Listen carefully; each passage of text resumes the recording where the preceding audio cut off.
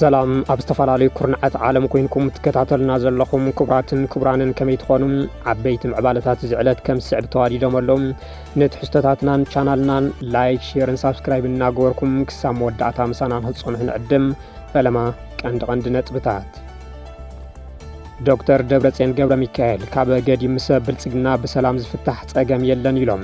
ህወሓት ህልውና ህዝቢ ትግራይ ዝረጋገጽ ኣብ መቃብር ጆኖሳይዳዊ ስርዓት ብልጽግና እዩ እንትብል ብልጽግና ብወገኑ ኣብ ልዕሊ ህወሓት ኤርትራ ግብፅን ሱዳንን ዘነጻጸረ ፕሮፓጋንዳ ሚድያ የጋውሐሎም ብልጽግና ብሓደ ወገን ኢትዮጵያ ሰላም ንምምጻእ ሃገራዊ ምክክር ይገብር ኣለኹ እንትብል ብኻልእ ገጽ ድማ ብሰፊሑ ፕሮፓጋንዳ ኩናት ይነፍሐሎም ብቐዳምነት እንድህሶ ጉዳይ እዩ ኣብ ስዑድ ዓረብ ኮንትሮባንድ መዕወኒ ሒዞም ዝተረኸቡ ኢትዮጵያውያን ኣብ ትሕቲ ቁፅር ከም ዝወዓሉ ተገሊጹ እቶም ብኣካላት ፀጥታ ዝተተሓዙ መብዛሕትኦም ተጋሩ ከም ዝኾኑ ዝተነገረሎም ኢትዮጵያውያን ፍርዲ ሞት ክጽበዮም ከም ዝኽእል ተሰጊኦሎም ኢሃፓ ንትግራይ ዳግም ናብ ኩናት ዝምልሱ ተግባራት ደው ንኽብሎ ኣተሓሳሲቡ መንግስቲ ፌደራል ንውዕሊ ፕሪቶርያ ብምጥሓስ ብሽም ምኽባር ሕጊ ንትግራይ ናብ ኩናት ንምምላስ ይንቀሳቐሱ ኣሎ ክብል እውን ኣቃሊዑ ኣብዚ ሰሙን ኣብ መንጎ ሃገራት ግብፂ ኤርትራን ሶማልያን ዝተኻየደ ስሉሳዊ ዘተ ብዙሓት እናዘራረበ ይርከብ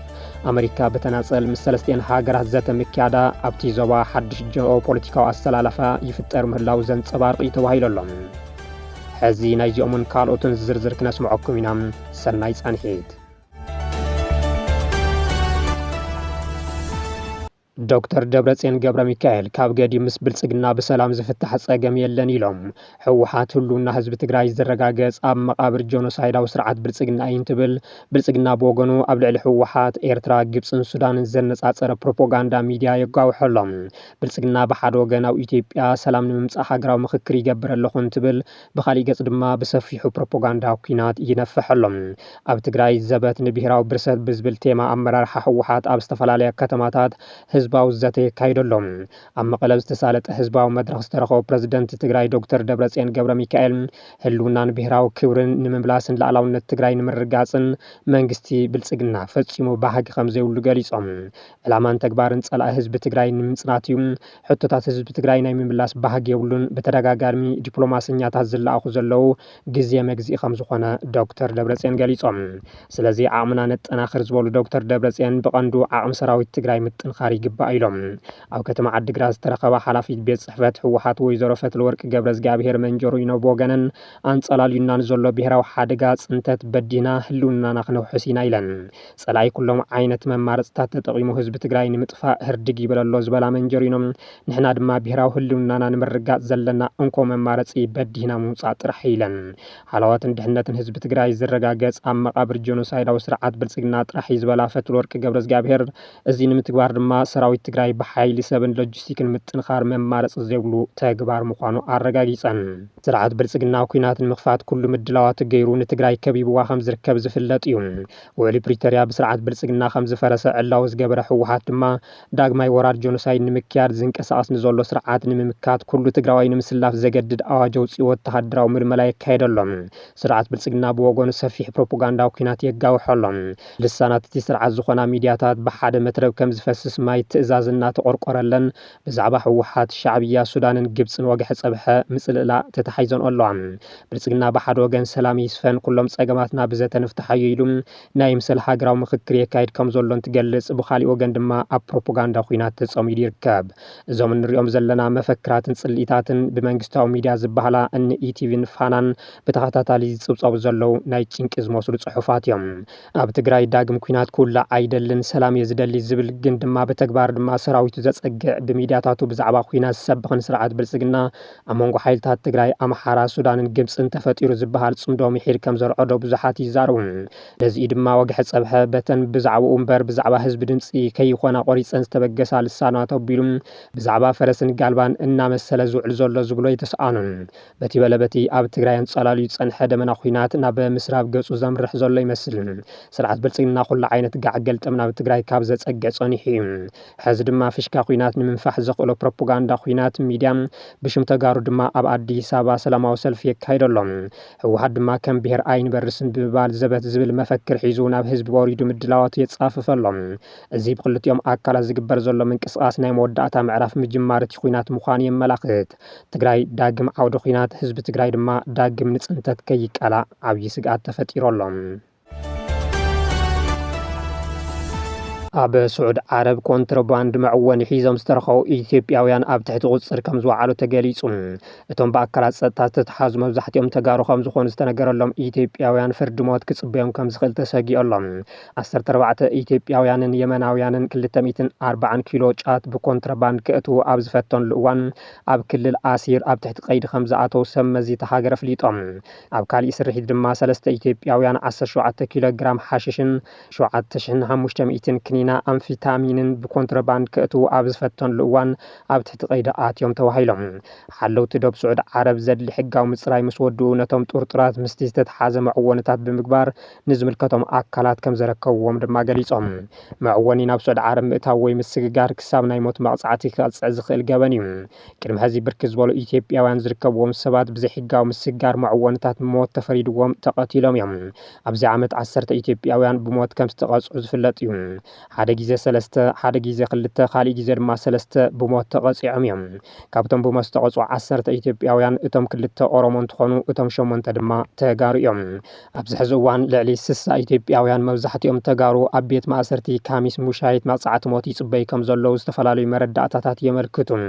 መንግስቲ ኢትዮጵያ ልዕሊ 1000 ዜጋታት ብመንግስቲ ስዑድ ዓረብ ምሕረት ተገይሩሎም ናብ ሃገሮም ከም ዝተመለሱ እኳ እንተገለጸ ሕዚ ግን ብዙሓት ናይ ሞት ፍርዲ ይጽበዩ ከም ዘሎ ይግለጽ እቶም ለምዶ ጽባሕ ንርሸን ኢሎም ገና ብደዎም ኣብ ቤት ማእሰርቲ ዝማስኑ ዘለዉ ተጋሩ ማሕበረሰብ ዓለም ድምፂ ንኾኖም እናተማሓፀኑ ይርከቡ ኢሃፓ ንትግራይ ዳግም ናብ ኩናት ዝምልሱ ተግባራት ደው ንኽብሉ ኣተሓሳሲቡ መንግስቲ ፌደራል ንውዕሊ ፕሪቶርያ ብምጥሓስ ብሽም ምኽባር ሕጊ ንትግራይ ናብ ኩናት ንምምላስ ይንቀሳቐሰሎ ክብል እውን ኣቃሊዑ ውድብ ኢሃፓ ሎሚ ኣብ ዘውፅኦ መግለፂ ከም ዘመልከቶም መንግስቲ ኢትዮጵያ ንውዕሊ ፕሪቶርያ ብምጥሓስ ምኽባር ሕጊ ብዝብል ጉልባብ ንትግራይ ናብ ኩናት ዝመልስ ስጉምታት ይወሰደሎ ክብል ዝኸሰሰ ኮይኑ እዚ ሓደገኛ ተግባር ብህፁፅ ደው ንኽብል ፀዊዑ ቀንዲ ዕላማ ስምምዕ ፕሪቶርያ ነቲ ኩናት ብቋምነት ጠጠው ምባል ፖለቲካዊ ፍታሕ ንምስጓም ሰብኣዊ ሓገዝ ንምቕራብ ተመዛበልቲ ናብ መረቦቶም ንምምላስ እኳ እንተነበረ ድሕሪቲ ስምምዕ እውን እንተኾነ ኣብ ልዕሊ ህዝቢ ትግራይ ዝተፈላለዩ ማሕበራውን ቁጠባውን ፀቕጥታት ቀፂሎም ምህላዎም ሓቢሩ ምቁራፅ ማህያ ሰራሕተኛታት መንግስቲ እገዳ በጀት ፀገም ነዳድን መጓዓዝያን ምቁራፅ መሰረታዊ ግልጋሎት ኣብ ህዝቢ ትግራይ ከቢድ ፅልዋ ከም ዝሓደረ ዝሓበረት ይውድብ ሕዚ ድማ ምኽባር ሕጊ ብዝብል ተመሳሳሊ ጭርሑታት ብምጥቃም ከምኡውን ቅድሚ ኩናት 2013 ዝነበረ ናይ ሚድያ ጎስጓሳት ብምድጋም ንትግራይ ናብ ካሊእ ኩናት ንምስሓብ ዝግበር ፈተነ ምህላው ስክፍቱ ገሊጹ እቲ ዝሓለፈ ኩናት ዘስዓቦ ከቢድ ሰብኣውን ንዋታውን ዕንወት ብምዝኻር ማሕበረሰብ ዓለምን ዲፕሎማስያዊ ኣካላትን ዳግም ኩናት ንኸይፍጠር ንኽገብሩ ፀዊዑ ኢሃፓ ነቲ ብስርዓት ብልጽግና ኣብ ትግራይ ሓዊሶም መላእ እቲ ሃገር ዝካየድ ዘሎ ኩናት ንይምሰል ዝተሳለጠ መረፃ ሕዚ ዝካየድ ዘሎ ምክክርን ብምቋም ኣብዚ ሃገር ትክክለኛ ሰላምን ዘተን ንኽፍጠር ድምፁ ዘስምዕ ዘሎ ውድብ ምዃኑ ይፍለጥ ኣብዚ ሰሙን ኣብ መንጎ ሃገራት ግብፂ ኤርትራን ሶማልያን ዝተኻየደ ስሉሳዊ ዘተ ብዙሓት እናዘራረበ ይርከብ ኣሜሪካ ብተናፀል ምስ ሰለስቲአን ሃገራት ዘተ ምክያዳ ኣብቲ ዞባ ሓድሽ ጂኦፖለቲካዊ ኣሰላለፊ ይፍጠር ምህላው ዘንፀባርቂ ተባሂሉሎም ግብፂ ኤርትራን ሶማልያን ኣብ ጉዳይ ፀጥታ ቀርኒ ኣፍሪካን ዞባዊ ምትሕባርን ከም ዝተመያየጠ ሓበሬታታት የመልክቱ ሚኒስትር ጉዳያት ወፃኢ ግብፂ ባድር ዓብድላቲ ዝሓለፈ ሰንበት ምስ መዘኖም ኤርትራዊ ሚኒስትር ዑስማን ሳልሕን ሶማልያዊ ሚኒስትር ዓብዱልሰላም ዓብድ ዓልን ብተኸታታሊ ርክባት ከም ዘካየዱ እቶም ሓበሬታታት ኣረዲኦም እቲ ምስ ሚኒስተር ዑስማን ዝተገበረ ዘተ ኣብ ምጉልባ ስትራቴጂካዊ ሽርክና ዘተኮረ እንትትከውን ምስ ሚኒስተር ዓብዱልሰላም ዝተገበረ ድማ ኣብ ምሕያል ክልተኣዊ ርክባት ዝዓለመ ምዃኑ ተገሊጹ ብመሰረት ሚኒስትር ጉዳያት ወፃኢ ግብፂ ዝሃቦ ሓበሬታ እቲ ምስ ክልቲኦም ልኡኻት ዝተኻየደ ዘተ ርእቶታት ኣብ ምውሃድን ኣብ እዋናዊ ምዕባለታት ዞባ ቀርኒ ኣፍሪካን ዝተመርኮሰ እዩ ነይሩ ግብፂ ፀጥታን ምርግዓን ቀርኒ ኣፍሪካ ከመ ቀጥታዊ ፅልዋ ናይ ገዛ ርእሲ ሃገራዊ ድሕንነት ጌራ ከም እትሪኦ ኣነፂራ ኣላ ካይሮ ኣብ ዞባ ቀርኒ ኣፍሪካ ብፍላይ ድማ ኣብ ዙርያ ቀይሕ ባሕርን መስመራቱን ዝፍጠር ዘይምርጋእ ንስትራቴጂካውን ሃገራውን ድሕንነት ግብፂ ቀጥታዊ ፅልዋ ከም ዘለዎ ብተደጋጋሚ ክትገልጽ ጸኒሓ እያ። እቲ ግብፂ እተካይዶ ዘላ ዲፕሎማስያዊ ምንቅስቓስ ፕረዚደንት ኤርትራ ኢሳያስ ኣፈወርቂ 10 ሓምለ ኣብ ኣስመራ ምስ ኣቦ መንበር ላዕላዊ ቤት ምክሪ ሱዳን ጀነራል ዓብዱልፈታሕ አልቡርሃን ድሕሪ ምርኻቦም ዝሰዓበ እዩ። ክልቲኦም መራሕቲ ኣብ ክልተኣዊ ዝምድናታት ምዕባለታት ሱዳን ከምኡ እውን ኣብ ዞባውን ኣህጉራውን ጉዳያት ተመያይጦም ነይሮም። ግብፅን ኤርትራን ኣብ ዝሓለፉ ኣዋርሕ ኣብ ጉዳያት ቀርኒ ኣፍሪካ ጸጥታ ባሕርን ምሕደራ ቀይሕ ባሕርን ዘለዎ ስትራቴጂካዊ ምውሃድ ብዝለዓለ ደረጃ ኣሕይለን ምህላዋን ይፍለጥ። ግብፂ ኤርትራን ሶማልያን ምሕደራን ጸጥታን ቀይሕ ባሕሪ ፍሉይ ሓላፍነት ናይተን ኣብ ገማግምቲ ባሕሪ ዝርከባ ሃገራት ጥራሕ እዩ ዝብል መርገፂ ደጊፈን ኣለዋ። እዚ ድማ ተን ገማግም ባሕሪ ዘለዎን ሃገራት ኣብ ስትራቴጂካዊ መጻእቲ ባሕሪ ክህልወን ዝግባእ ወሳኒ ተራ ዘጉልህ እዩ። እዚ እናሓየለ ዝኸይድ ዘሎ ዞባዊ ምትሕብባር ብወገን ብልጽግና ዘሎ ባህጊ በሪ ባሕሪ ኣብ ሕቶ ዘእቱ ኮይኑ ኣሎ። እቲ ዘተ ኣሜሪካ እውን ዝተሓወሰትሉ ምዃኑ ድማ ጂኦፖለቲካዊ ቀርኒ ኣፍሪካ ናበይ ኣንፈት የዛዚ ከም ዘሎ ዘመላኽት እዩ ተባሂሉ። ፍሉይ ኣማኻሪ ፕረዚደንት ኣሜሪካ ጉዳያት ዓረብን ምብራቕ ኣፍሪካን ማሳድ ቦለስ ምስ ሚኒስትራት ግብፂ ኤርትራን ሶማልያን ብተናጸል ዘተ ከም ዘካይዱ ዝተገለጸ ኮይኑ እዚ ድማ ኣሜሪካ ኢትዮጵያ ዝነበራ ተስፋ እናተጸንቀቐ ብምዃዱ ገጻ ናብተን ዝተጠቐሳ ሰለስተ ሃገራት ተዙር ምህላዋ ዘመላኽት ይብሉ ገለ ተንተንቲ ፖለቲካ ምብራቕ ኣፍሪካ። ማሳድ ቦለስ ኣብ ጉዳይ ቀይሕ ባሕሪ ከምኡ እውን ሰላምን ምርግዓን ሶማልያን ሱዳንን ኢድ ኣእታውነት ሃገራት ወሳኒ ብምዃኑ ብምግንዛብ ኣሜሪካ ነዚ ኣዝያ ደገፍ ከም ትገብረሉ ቃል ኣትዮም እዮም። ሰላምን ጸጥታን ቀርኒ ኣፍሪካ ምርጋዕ ብእና ኣሜሪካ ዓብዪ ተስፋ ዝግበረላ ዝነበረት ኢትዮጵያ ብሰንኪ ዘራጊ ባህሪ ስርዓት ብልጽግና ኢትዮጵያ ሕዚ ኣሽንኳይዶ ጸጥታ ቀርኒ ኣፍሪካ ከተሕስስ ንባዕላ እናተሓመሰት ስግኣት ቀርኒ ኣፍሪካ ናብ ምዃን ተሸጋጊራ ይብሉ። በዚ ድማ ኣሜሪካ ገጻ ናብ ኤርትራ ግብፅን ሶማልያን ብምግባር ኣብቲ ዞባ ዘለዋ ሃገራዊ ረብሓ ንምሓስ ኣብ ሚታ ትሰርሕ ምህላዋ ይግለጽ። ክቡራትን ክቡራንን ስለትከታተሉና ኣዝና ብምስጋን ናይ ዕለት ዜናታት ነዚኦም ይመስሉ ነይሮም። ሰላም ድሓን ኩኑ።